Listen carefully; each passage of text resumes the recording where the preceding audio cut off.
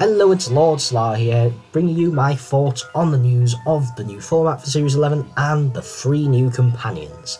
So let's start off by talking about the format, as that's kind of my pet subject when it comes to New Who. As you may remember, I did a video on why I thought that 45-minute stories doesn't really work for Doctor Who for the most part, because there just isn't enough time to develop everything in the story due to the nature of Doctor Who going to somewhere else, having a different plot and set of characters every story. And Series 11 is stepping up in that respect, as now we're getting one 60-minute episode and 9 50-minute episodes. Not quite what I would have wanted. I mean, obviously, my ultimate preference is serialisation, but I know that's not going to happen. 60-minute episodes, I think, is a fine amount. That is serviceable. But 50 minutes, maybe not quite long enough. They could prove me wrong, of course. I could be talking out my arse. And at the end of the day, it depends how well they're written. But I do think that the extra 10 minutes, which bear in mind for a 50-minute episode would be 20% extra screen time, would really go a long way. But obviously, I'll have to wait and see because I haven't seen these stories yet. But either way, it's a positive change, even if it's not as far as I would have wanted it to go. Now, on to the companions. I don't really know who any of the actors are, unfortunately. Apparently Bradley Walsh is well liked. He looks alright. But I don't know, I haven't really seen him in anything. As for the other two, they're most famous for Hollyoaks, which, I don't know. I mean, they could be great actors, but I'm not a fan of Hollyoaks. I know probably most people watch my channel aren't either.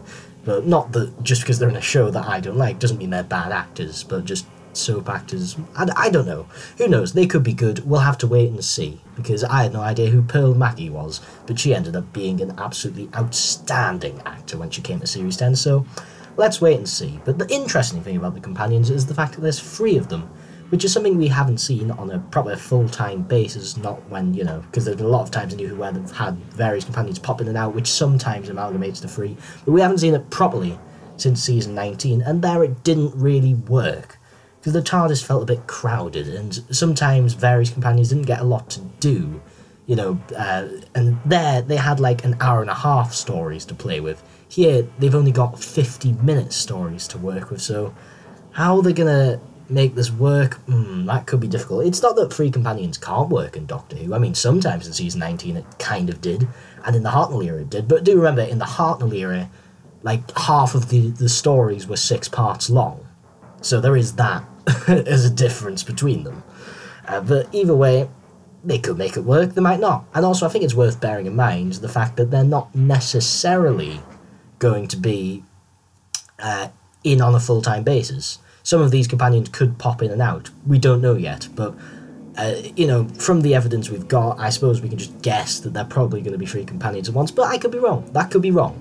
So we've got to bear that in mind and not really judge yet, and just kind of discuss the possibilities, because that's always fun to do, and I'd like to hear your thoughts in the comments, as I'll happily discuss it with you in that format. And thank you for watching, I hope you have enjoyed, and I'll see you back next time in another video.